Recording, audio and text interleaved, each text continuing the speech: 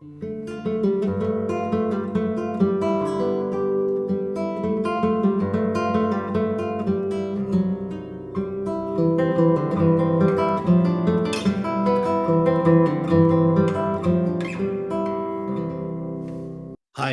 I'm Wayne Jones. Welcome to Editing Writing.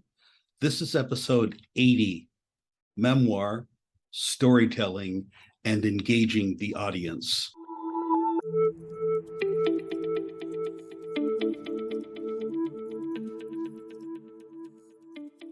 My guest for this episode is Mark W. Travis, a film and video director and author of the #1 best-selling book, Directing Feature Films, as well as The Film Director's Bag of Tricks.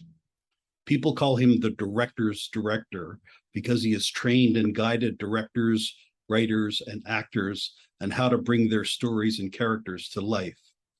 His focus is always on storytelling and characters, and he's able to read each artist, realigning them with their unconscious creative intentions, and so elevating their stories and their performances. I have to say, I was kind of blown away by my conversation with Mark. He's extremely knowledgeable and insightful about his craft, and my interview itself turned out to be a mini lesson in film for me. Please have a listen to this outstanding practitioner and teacher. Hi, Mark. Welcome to the podcast, and I super appreciate you taking the time to do this with me. I'm really appreciative. Thank you. Well, you're very welcome, and I'm thrilled to be here and to meet you, Wayne. This is a joy already. Nice. From the middle of Canada to the middle of Hawaii. That's really, really great. I wanted to start by saying that I already knew that you were a really good director because I had asked you to come on to the show for one reason, and then you suggested a different reason. You directed me to a different reason, and here we are. And we're mostly going to be talking about your reason. I thought, wow, that's pretty good. This guy's done this before. I think we'll have a chance. And it turns out mine, I was interested in some very narrow things, and maybe at the end we can squeeze those in. But let's start, if you don't mind, with what you suggested to me. And that was I'd done a bunch of shows dealing with memoir and autobiography and that sort of thing.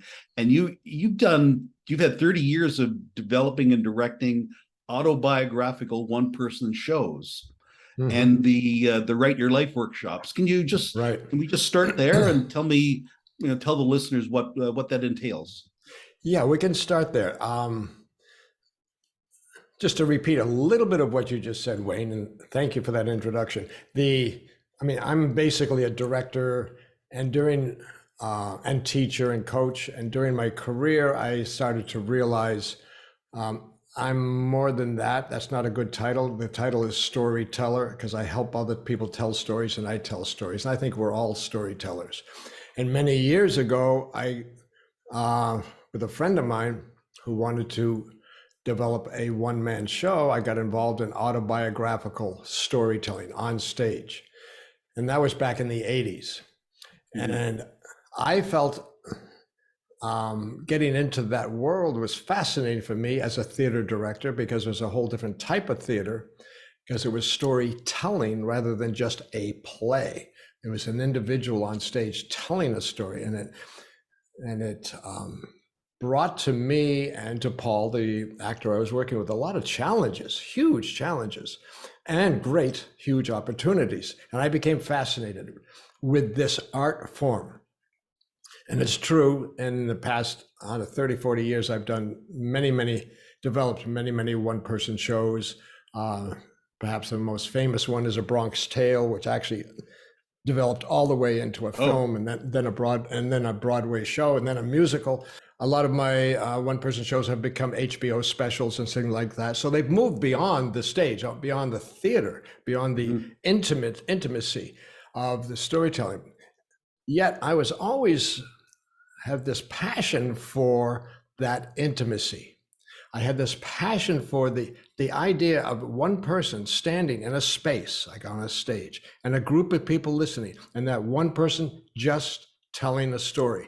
Now, that's been done a million times, but what's interesting about autobiographical storytelling is many, many things, which I'd love to get into today. Number one, you're standing on stage, you're telling a story, and the audience is aware that it's a true story. They're aware that it is your story. They're aware that regardless of what happens in the story, you survived it because you're there telling this story. Right. That they're aware that you know the whole story and you're going to share it with them. And so there's a very unique theatrical dynamic that's going on between the storyteller and the listener, or listeners, the audience. And it's a powerful one. And so I became fascinated with that. And as I kept developing these shows, one after the other, I don't know, there are 30 or 40 of them now. I kept discovering new techniques and new ways of storytelling that actually helped make the storytelling process more powerful, more impactful, and more in control by the storyteller. How the storyteller could control not only the story that they were telling, but could control, and this is really important, the primary, what I call the primary relationship. In every story, there are relationships. If I was telling the story about my interview with you today, well, the relationship would be between me and you. And then there would be whatever else we were talking about. That's the relationship. But the primary relationship in a storytelling, one person on a stage, is not the relationship within the story. It's the relationship that is happening in the moment, which is the relationship between the storyteller and the audience. That is a live relationship. That is an active relationship. And if it's a one-person show that goes on night after night, it's a different relationship every night because it's a different audience. And I started to become fascinated with that dynamic, not just that there would be a theatrical presentation, but that the performer is going to go out there and actually establish and control and help mold a new relationship each night through the telling of the story. And, right. And I just get on the theater side of it, performance side of it. If the performer ignores that and just thinks, I just need to tell the story and I'll be fine, you'll lose about half of the power of the show. That's really fascinating, because one of the things one of my other passions is stand-up comedy. And that encompasses, as you well know, a whole range of methods. One is the classic, white guy in his 30s, brash at a mic and performing in a big audience. Right. But I've seen one-man shows from people like, I don't know if you've seen these, Mark Maron and Colin Quinn, where they just sit and or in fact, Colin Quinn is on a couple where he has a whole stage behind him and he tells the story of either his life or America or whatever it might be. And you're quite right. There's something really intimate about it. I mean, there's something intimate in a way about the brash guy at the mic, but the thing about just sitting on a stool and telling a story to an audience, there's something really intimate about that. I wonder whether because another one of the things I had in some of the things that you generously sent me had to do with the question, if you had no fear, what story would you tell? And what I wonder whether in some of the cases, I mean, this, you just told me the fact that and if you were conveying that information to someone who was telling a story, did it, like, what for some of them, was there too much vulnerability involved that it sort of cowed them a little? Or did the people you were directing or producing or helping or whatever it was, did they always grasp onto it and say, yes, this is what I must do? Is it clear what I'm asking? Yes, it's very clear, Wayne. It's a great question. And in fact, it goes back to one of your previous podcasts. I'm trying to remember her name that she was talking about. Let's see if I can find it here. Anyway, she was talking about the pain that people go through and the traumatic stories. And I was listening to that and I said, yeah, I understand that. Here's what happens generally. If I can make it very clear that I mean, if someone comes to me and wants to develop a solo show, autobiographical solo show, I'm very interested in doing that. And in fact, my wife and I have been working on that for years, working with a lot of people for years. But it's interesting when they come to us, the first question is, I have to find the answer to, which is not easy. Why do you want to do this? Mm. Why do you want to get on stage and tell a story, that a true story, some experience that you've had? And it can go anywhere, as you probably know, from I need a new agent. You go, okay, it's a whole business, it's an ego thing. Or I need a showcase thing where people can see what I can do. And those are less interesting to me. But many times that reason, for any of your listeners who are out there listening and think they want to do a show, which I'd be happy to talk to them about it, that reason, you and I may go, oh, that's not a good reason. That reason may be the cover, the protection they're hiding behind, because deep inside there's another reason.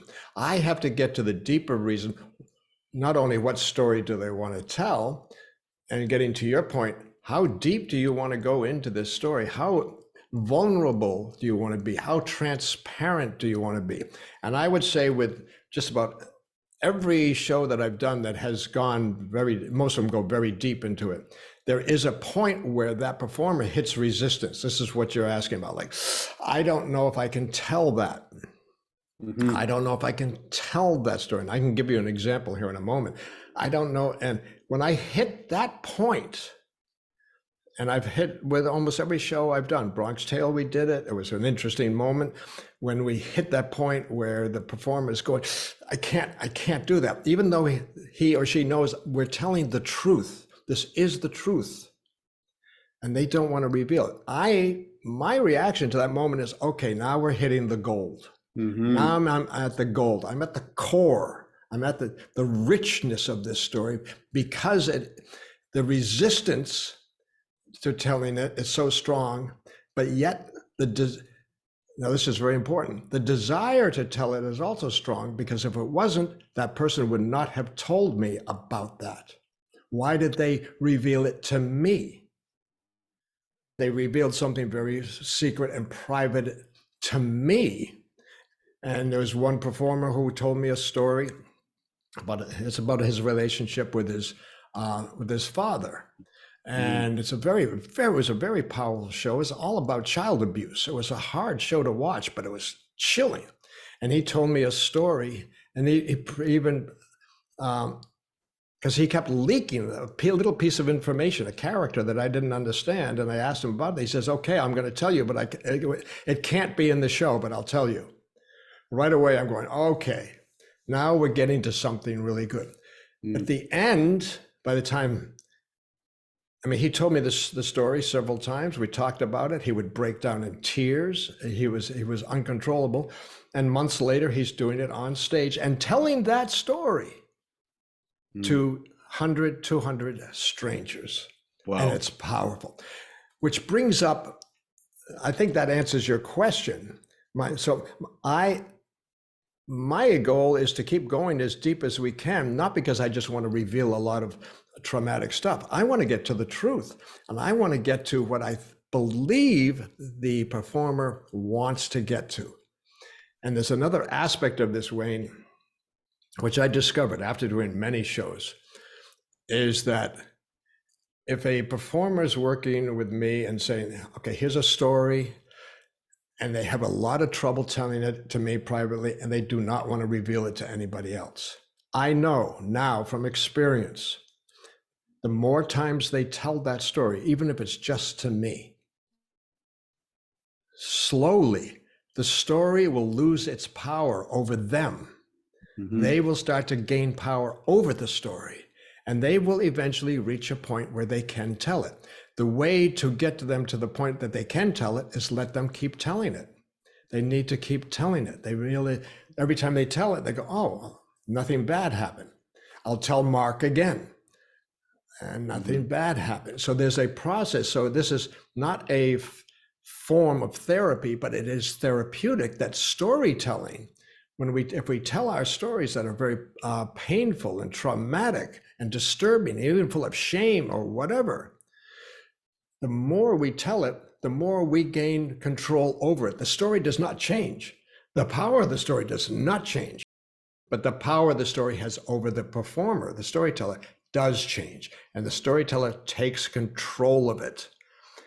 And to the point that they can tell it in front of someone else. One last example, one show I did with a young actress, powerful story, all about drug dealing and a lot of illegal activity in New York and in her youth and all of that, and points to where, you know, she was in a lot of trouble, about to get arrested, maybe could have been killed, drug overdoses, all that stuff, friends dying from drugs and AIDS. It was a horrendous story. And after we did a performance, and a friend of mine, a very well-known cinematographer, came to see it. And afterwards, he and I were talking. He said, "Mark, you know, this is a great show. It's amazing." He says, "It's just the one thing that's not in it that I wish you would include somehow in it." And I said, "Well, what's that?" He says, "Can you just let me know that she's okay now?" And I said to him, I said, "John, she just spent an hour and a half on the stage in front of you, revealing her darkest, deepest truths, and she'll do that night after night. And you think she's not okay?" And he went, "Good point." Right. Yeah. the show itself is evidence that she has survived this. So there's that aspect of the show. This telling the show is an aspect of the show that is not mentioned, but it is the relationship that's happening in the room. That's really excellent to hear. And I heard the word you said about it not being therapy, but definitely being therapeutic. The other thing I could imagine that for someone who's really willing to go past it and keep telling it is catharsis, you know, just the relief, the getting it out of you. And that would be something that I could imagine, you tell me, that the audience would feel as well. And you could see that in someone if they were doing that, if they were going through that and saying that genuinely and with integrity on stage. Yes. Yes, the audience can see it. The audience, depending on individual audience members now, not generally as a group, individual audience members may have different reactions to it. Some people have to, what can I say? I got so many stories. There's some people who have reacted to the rawness and the openness and the vulnerability of a show and have accused me later. "You should have warned us. You should have warned us on how revealing this was going to be." I go, "Wow. Really?" No, wow. That says a lot. Now that says a lot about them. Yes. And this person who said "you should have warned us," I'm not going to give a name, is a very, very famous film director who does films about people exposing themselves and their truth. And when we did it in real life, it bothered him. And I thought, well, isn't that interesting?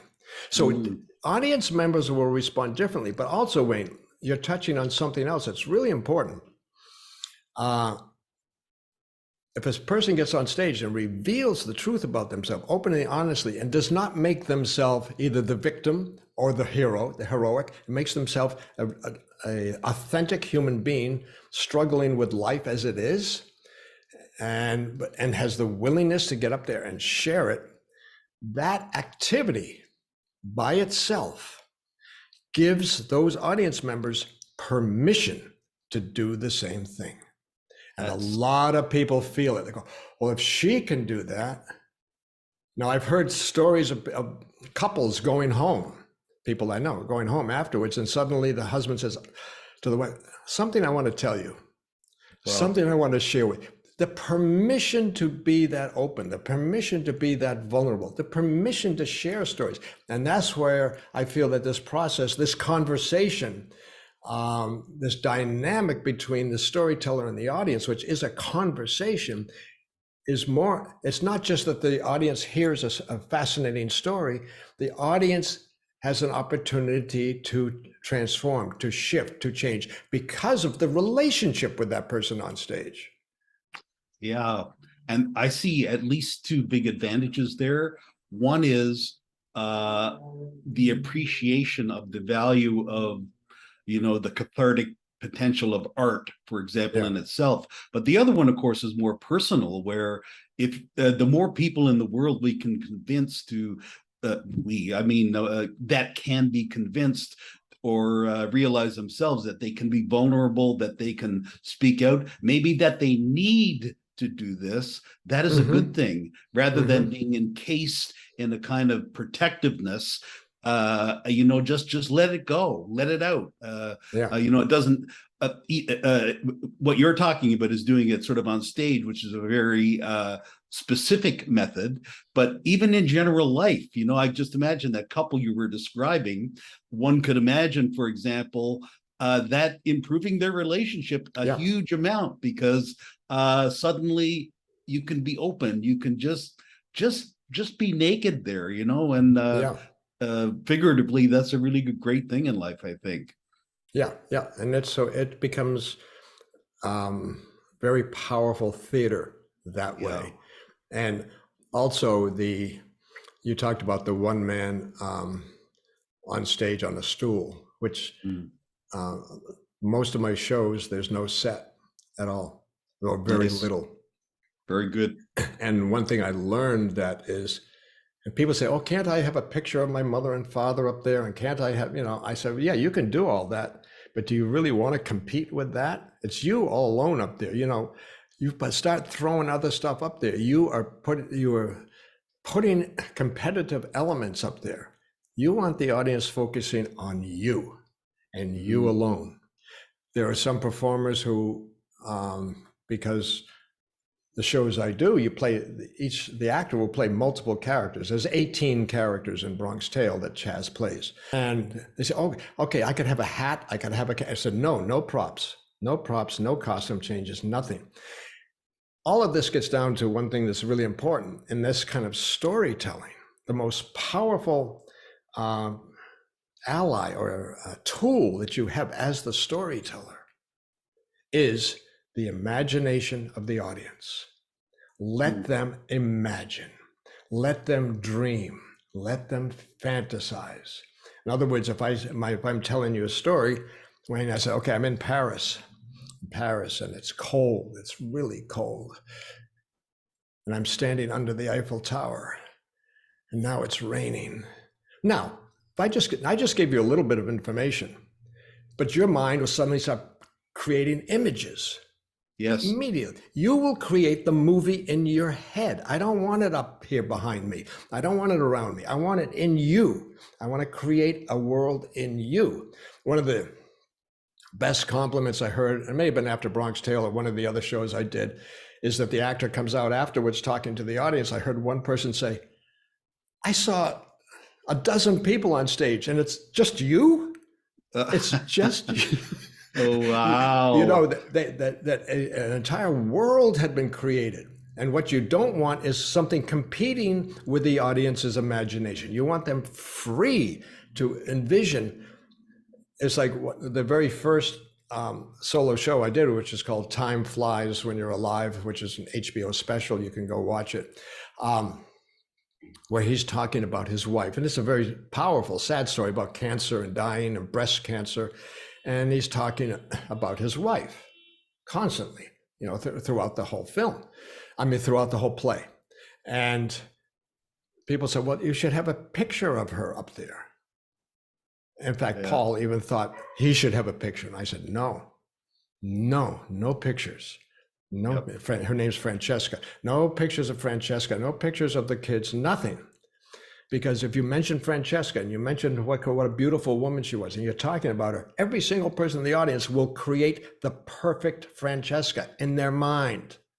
Yeah. That's what you want. And it was interesting, after one performance, Paul had a picture of Francesca in the lobby. He wanted a picture, which was fine. And people came out and said, and someone would say, oh, that's Francesca. And other people go, no, it's not. Right, exactly. No. So there's the storytelling, any kind of storytelling. Even me right now, Wayne, thinking about this, I'm telling you stories right now. And you're creating You will create, all you need is freedom to create, to envision the perfect scenario, the perfect look, the perfect environment. That's all you need. Yeah. It's It, powerful. no, you reminded me of, I mean, everything you say reminds me of two or three things. One that you reminded me of, the thing about the someone wanting the picture, oh, I want a picture of Francesca or my mother or Yeah. whatever it is there, reminds me of kind of literally and figuratively, if someone were asked to be naked on stage. And of course, their first reaction is, oh, no, no, no, I need a little bit to cover up this part of me, kind of thing.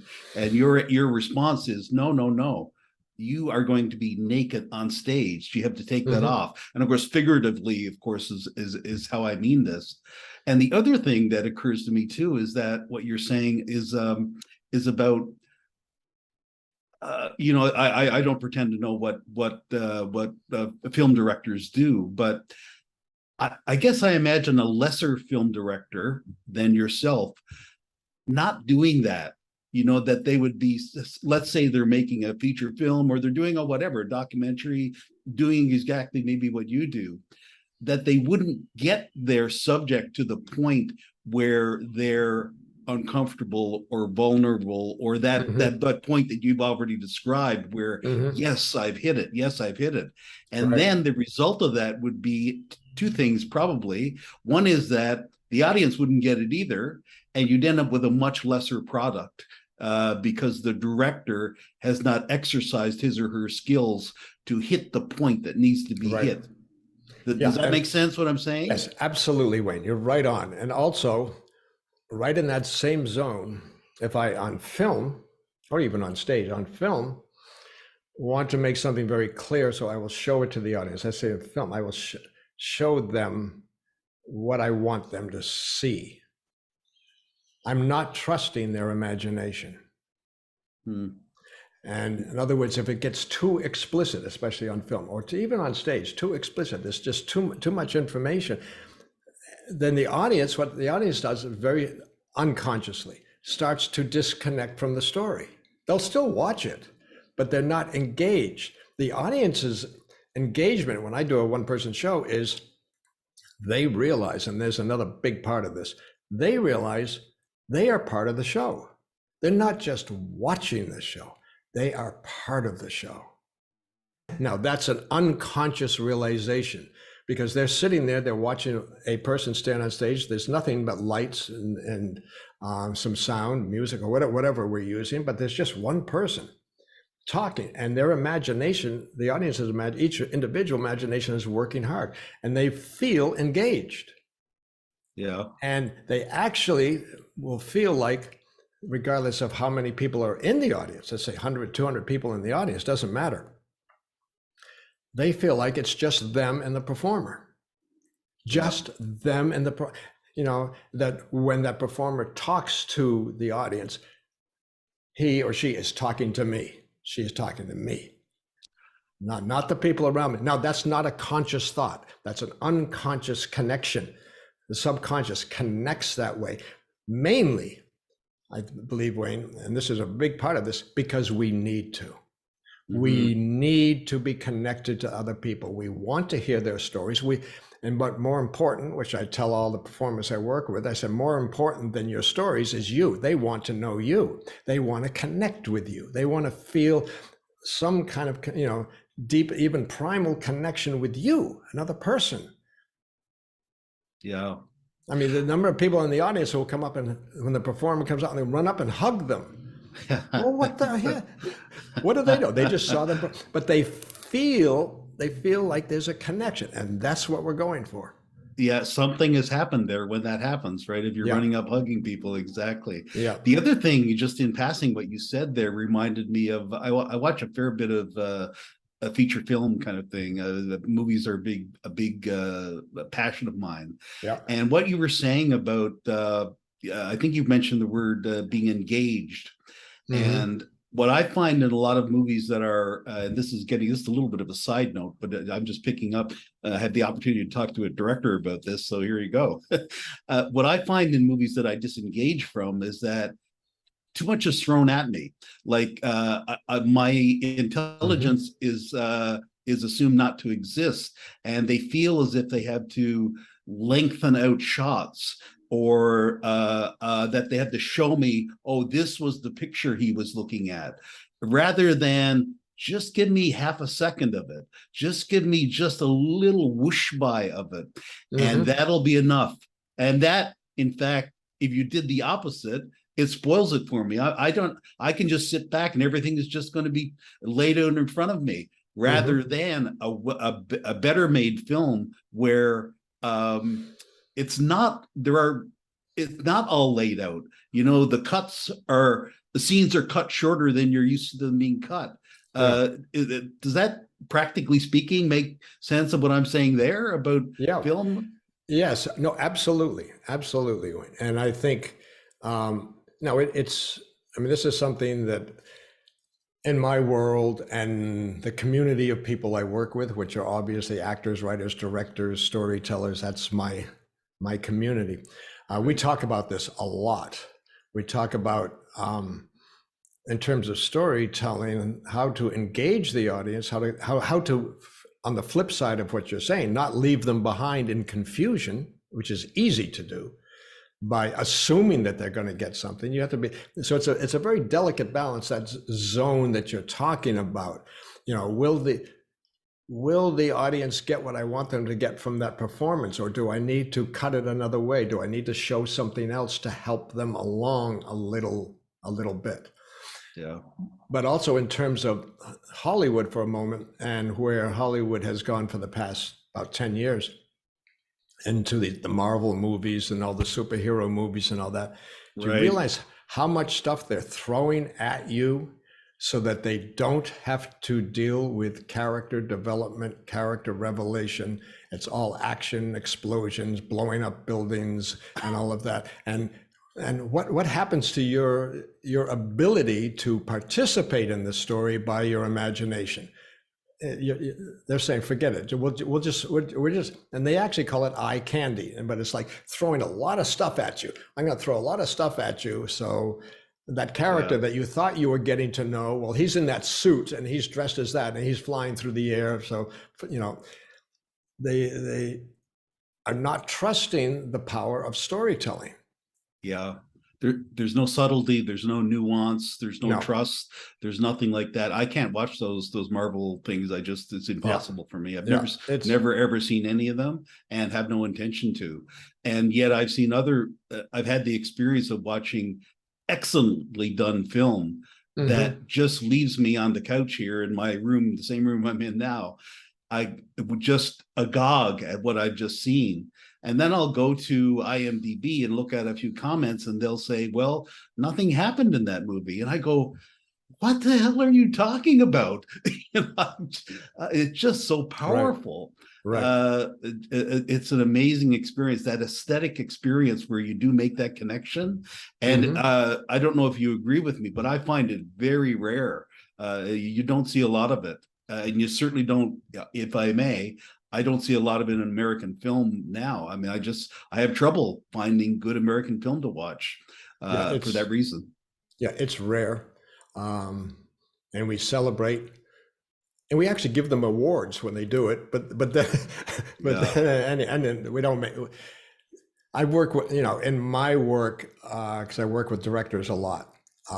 Beside the whole autobiographical storytelling, I'm a consultant. I'm called the director's director because I direct directors. And I consult with directors on a lot of projects, and most of the projects I work on are independent films, which are much more intriguing. I don't work on the big Marvel movies. I've worked on a few at that scope and scale, and found it very frustrating. Quick story, I was consulting on the script for a big movie like that.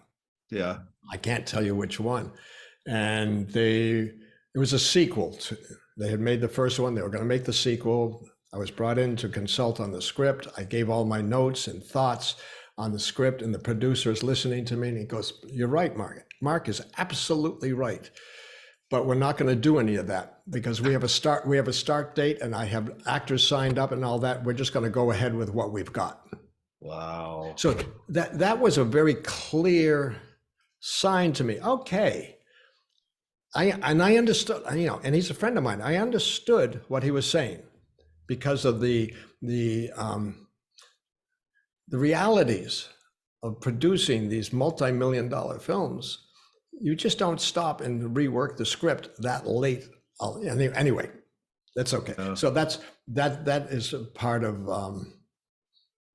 the problem. But what I like about getting back to this storytelling, when I first started doing this, and I'd done 3 or 4 shows, and I was getting all these great reviews, which was very nice.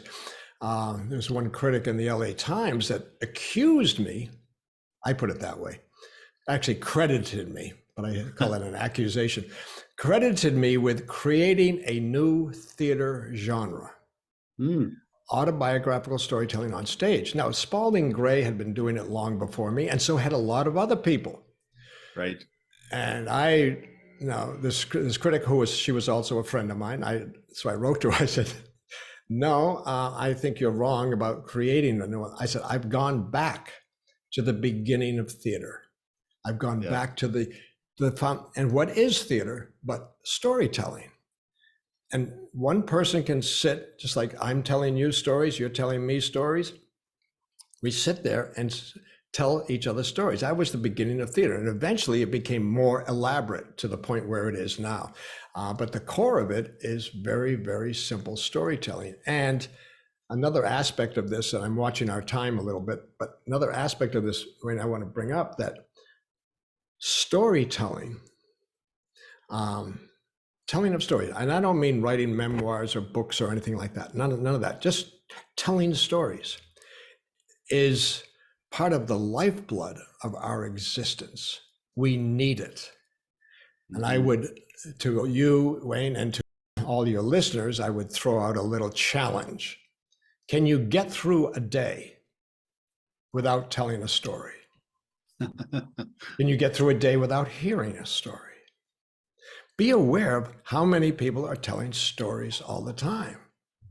Even the simple thing of 2 friends meet. Hey, how are you doing? Great. Well, not so great. What do you mean? Well, this morning, we got a story. Right. We tell our own personal stories all the time. Even this morning, because I got up earlier because of meeting with you and I had some other things to do. And then I'm talking to my wife and we had a quick exchange. How is this? Yeah, I did this. Storytelling is like breathing. We do it all the time. And what I'm doing with the Write Your Life Story is going back to that essential exchange of ideas and energy and personalities and focusing on that essential thing that we have and just really celebrating that and saying we don't have to embellish it. And so basically when I say I'm a storyteller or Wayne, you're a storyteller, we're all storytellers. And what I want to do is celebrate that and encourage people to embrace the stories that they want to tell or embrace the storytelling experience. I love that was your answer, that you were going back rather than discover, in a way modestly saying you hadn't discovered something, because the corollary to it is that what the others have done is just add, I don't want to pick on the Marvel or the other stuff, but I will, is to add onto it, is to throw stuff onto it till it turns into a kind of an unrecognizable shiny beast kind of thing, literally and figuratively. But you strip all that away, right? That's what you're saying. Away. Yeah. Get down to the core, the essence of what we're trying to do. Get down to the essence. Speaking of characters for a moment, the essence of who we are, right? Forget the spectacle. We don't need the spectacle. I say we don't need the spectacle. We'll let Hollywood do that. And there are the circuses and there are the big events and there are big concerts and all that. People can do that. What I'm interested in is people and how they connect. One other thing I just want to throw out here for you and your listeners for a moment, in terms of storytelling. And I emphasize telling because I'm saying this is not a memoir, not something that's written down and published. That's a whole nother beast. This is actually verbally storytelling. When I'm telling a story, like I did with the little Paris thing, when any of us are telling a story, there's a unique element in that process, which is we narrate our own story. If someone said to me, what did you do this morning? Well, you got to understand, I got up. Now I'm talking to them and I'm narrating. I got up and I realized I'm narrating. I'm talking directly to the listener and giving them information that they need for the story. We do that. Now, in writing a script, like a screenplay, we very rarely use narration. Sometimes we do. In plays, we don't. Novels have more of that element, but in storytelling, we use it a lot. But the key to this is, Wayne, and this took me, I was into my third or fourth show that I was doing. And this was back around the time of Bronx Tale. I realized what I was doing is I was developing shows with two narrators. I was using two, and both of them, if it's your show, Wayne, both of them are you. In other words, I'll give you an example. If I'm telling a story about an event in Paris, the one I started, I could say to you, okay, this was about 10 years ago, and I was in Paris, and I was standing under the Eiffel Tower, and I was really upset because there was so much construction going on, and it was starting to rain, and I didn't know if I wanted to go to the top of the tower in the rain, and it just didn't seem as romantic and glorious as I had always imagined. Okay, that's the beginning of the story. That's all I'm going to do. That, what I just told you, is one of the narrators. And it's told to you in the past tense. So I am here. I, Mark Travis, am right here. And that story is somewhere else, removed. It's in the past. So you and I, you the listener, and me the storyteller, are looking at a third event back there that happened. Yeah. Okay, that's one. Now that's the omniscient narrator. That's the narrator who knows exactly what's happening and how the story is going to turn out. The other narrator, same event, and I'm telling the story. I'm standing under the Eiffel Tower, and it's really, this is awful. There's all this construction going on, and why is this construction going on? And you can't use this elevator, and it's starting to rain, and I don't know if I want to go up at this thing right now. It doesn't seem romantic. And where's all the music, and where's all the things I've seen in the movies? Now it's the same event, told in the present tense. Yeah. Told as I'm experiencing it. So the story is not over there to the side. The story, I'm in the middle of the story. I have placed myself. Now, when I place myself in the middle of the story, you, Wayne, end up in the middle of the story too. And that's where the audience wants to be. The audience doesn't want to hear a story. The audience wants to experience a story. And I can now in all of my shows, I use both narrators very effectively because each one has its own unique power and limitations. But by switching back and forth between these two narrators, I am controlling the audience's emotional experience of the story. I'm in total control. I'm just astounded at what you're saying. It's just so insightful, because the other thing I see from what you say, just as you were ad-libbing there and saying the thing about the Paris and the construction, and this is not what I'm used to. I could see another element there. Let's say if you were doing a feature film, is acting, and an actor needs to be able to convey that. And that's where a director can help too, I presume. And an actor, of course, has experience to be able to do that. So, Mark, it's just amazing what you've done here. I really, really thank you for coming on. This has been quite an education. And I'm glad you've also reaffirmed some of my things that I thought, is this the case? Thank you very much. And I hope we get to talk to you again sometime soon. I mean, we definitely will. I'll tell you why we will, because I want to. I've really enjoyed this time with you, Wayne, and I have an offer to your listeners, and I'm assuming, Wayne, that your listeners, your audience, are mostly writers. Yes. Because you're writers and editors. And my offer to them is very, very simple. If anybody listening to this podcast would like to explore this world of autobiographical storytelling more and would like to talk to me, it's really simple. I'm going to verbally give you an email address right now, which is my name, Mark W. Travis. You need to put the W in there, markwtravis@gmail.com. You write to me, say, I'd like to talk to you. Two things: you have to mention this show. You have to mention Wayne Jones and this show so that I know where you came from, because I'm giving this offer to this group alone right at the moment. And the other thing is, if you're serious about exploring this, I will offer you a half hour of free consultation. We'll get on a Zoom and you and I will talk. We can talk about what you want. I can explore. You can ask me questions. I can give you ideas of suggestions, and even tell you how we can work together and how you can work with us if this is really what you want to do. So there's no cost to you. You get a free half hour free consultation. Just write to me. That's it. And we will celebrate Wayne and this podcast.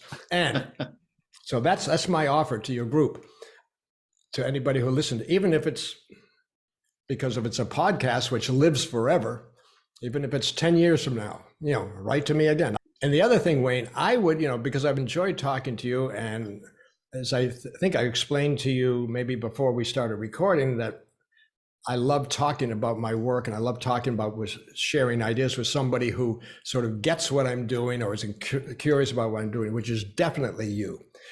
I would love to do another one of these sometime, anytime you want, on other aspects of what I'm doing, whether it's because we touched on film a little bit, we touched on directing, we can touch a lot on working with actors. I can send you more material if you want, which will intrigue you, but I would be very, very happy to do that. We'll make it a little series of podcasts on the whole Travis technique, which is huge. I just can't handle the amount of generosity that's coming out of this. I will definitely take you up on that. I tell you for sure. I will be in contact with you. Mark, thank you. And okay, thank you. We will talk again. So thanks a lot. Okay, thank you, Wayne.